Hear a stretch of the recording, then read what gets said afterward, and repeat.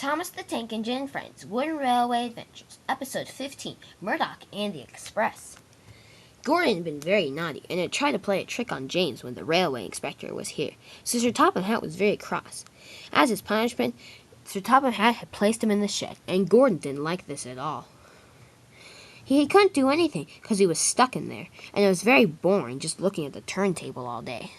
The only time he ever got to talk to something was when a bypassing engine came along, or when Rocky was in the yard. Gordon was very sad. One morning, however, he was sitting in the shed resting when Bill and Ben puffed up. They decided to play a trick.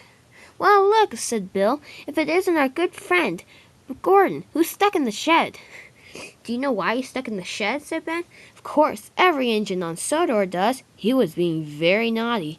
Gordon was cross. "Be quiet," he said. "I'm trying to sleep here. You should have more respect for an engine like me. I carry the railway nearly." "Huh, yeah, you do." And the twins laughed, but just then Mavis puffed up. "Okay, you two, get back to the quarry. Those trucks don't move themselves, you know." And the twins scampered off. "I'm sorry," said Mavis, "that the twins are teasing you. They should have more respect for an express engine." "Oh, it's all right," he said. "I was very silly to be so foolish." "Well, do you know who's going to pull the express today? The Fat Controller has been having trouble deciding who." "I haven't heard that either," said Gordon. "Could you go to the yard and find out?" "Of course I will," said Mavis, and she puffed away.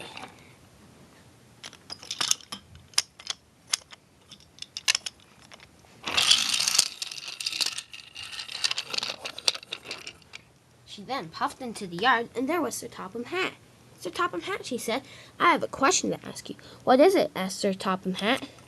"Well," said Mavis, "you know Gordon's in the shed, and so he can't get out and see the world. He was wondering who was pulling the express today."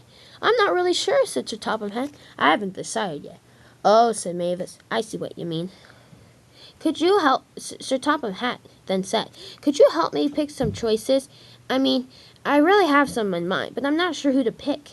"Okay," said Mavis. "I think Henry would be a good choice." Unfortunately, Henry's not feeling so well. He has boiler ache, and that's why Toby's keeping him company." "That's a shame," said Mavis. "Hey, how about Emily? She's always willing to pull the express." "Nah, she has been very rude the last couple of days, so I've put her in charge of the animal train. I don't think she's very happy about it." How about James?"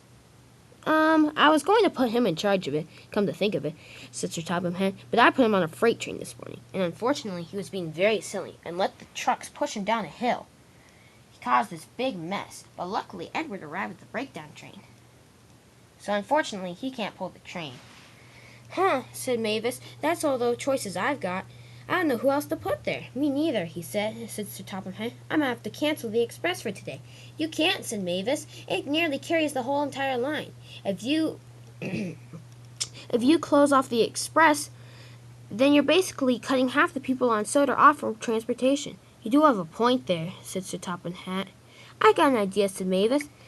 "How about you put Murdoch in charge?" "Murdoch? He's only pulled trucks before, and this is his perfect chance. You've run out all of these choices, and he has no work to do." "I guess you do have a point," said Sir Topham Hatt. "Well, I guess I'll go ask him." Sir Topham Hatt asked him, and Murdoch agreed, and he was soon coupled to the train. "Good luck," said Stepney, as Murdoch puffed away.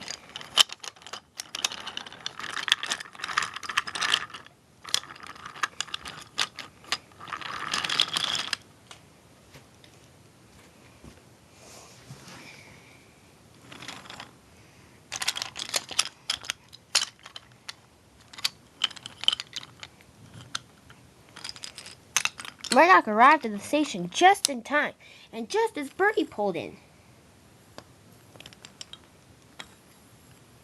"Thank you," said Bertie. "You were right on time."